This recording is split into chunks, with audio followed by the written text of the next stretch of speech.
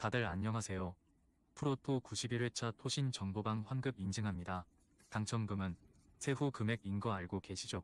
다들 아시겠지만 한 경기 취소되어 당첨금이 반토막 났지만 그래도 당첨 모두 축하드리며 오늘 경기도 분석 시작해보겠습니다.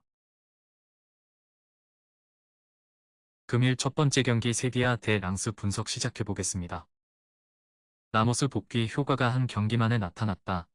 지난 경기에서 라스팔마스의 박스안 진입을 최대한 억제하면서 실점 위기를 낮추었고 1-0으로 승리를 기록하는 모습.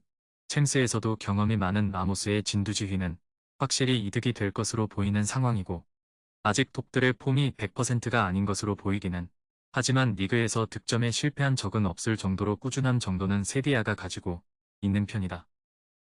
메스에게도 패하면서 지난 시즌 2위 팀이 꼴찌로 내려앉고 말았다.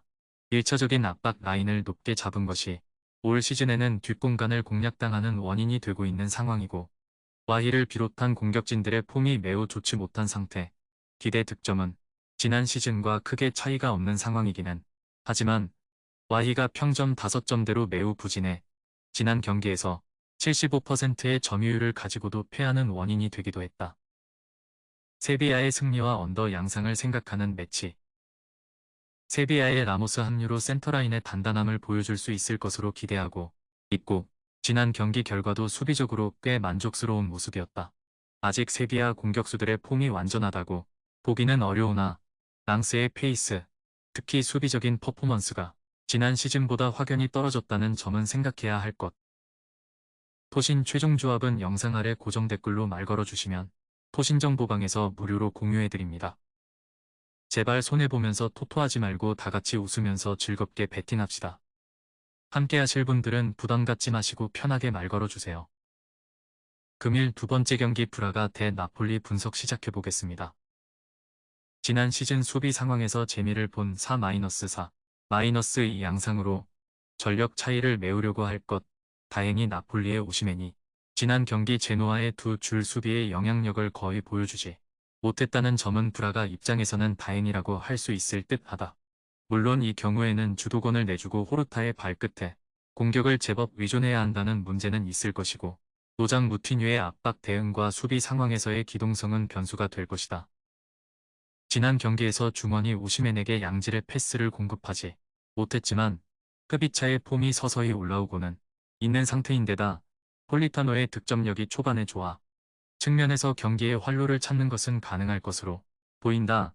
상대 역습은 물론 조심해야 하는 사항이긴 하나 지난 경기 두 골은 모두 코너킥 상황에서 나오는 등 필드 플레이에서의 안정감은 나폴리가 여전히 괜찮은 편이다.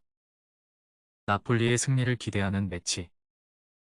4-4-2 전형에 고전할 가능성이 없다고 보지는 않지만 일단 측면에서 활로를 찾으면 나폴리가 득점력을 유지할 가능성은 높다고 보여진다. 물론 브라가도 호르타를 위시한 역습은 나름대로 날카로운 편이라고 할 수 있을 것. 한 골 정도의 만의 득점 정도는 기대를 해볼 수 있을 것.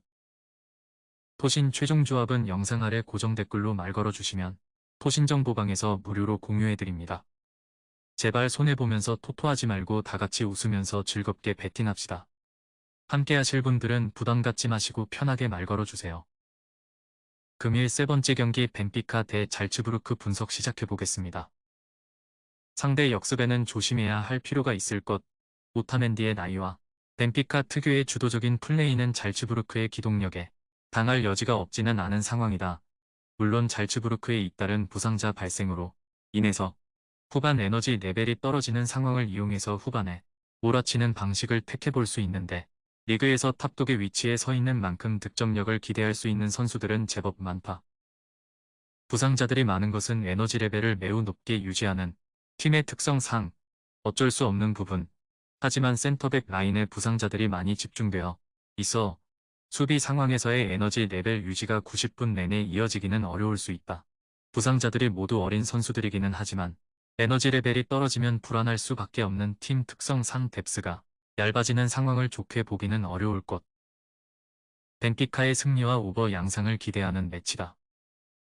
잘츠부르크의 특징인 기동성으로 벤피카를 상대로 득점력을 보여줄 수는 있어 보이는데 문제는 센터백 라인에 집중되어 있는 부상자들로 인해서 잘츠부르크가 수비 라인에서의 에너지 레벨을 90분 내내 유지할 수 있느냐가 될 것. 벤피카가 두터운 공격진 뎁스를 이용해 이를 공략할 여지는 충분하다. 토신 최종 조합은 영상 아래 고정 댓글로 말 걸어주시면 토신정보방에서 무료로 공유해드립니다. 제발 손해보면서 토토하지 말고 다같이 웃으면서 즐겁게 베팅합시다. 함께 하실 분들은 부담 갖지 마시고 편하게 말 걸어주세요.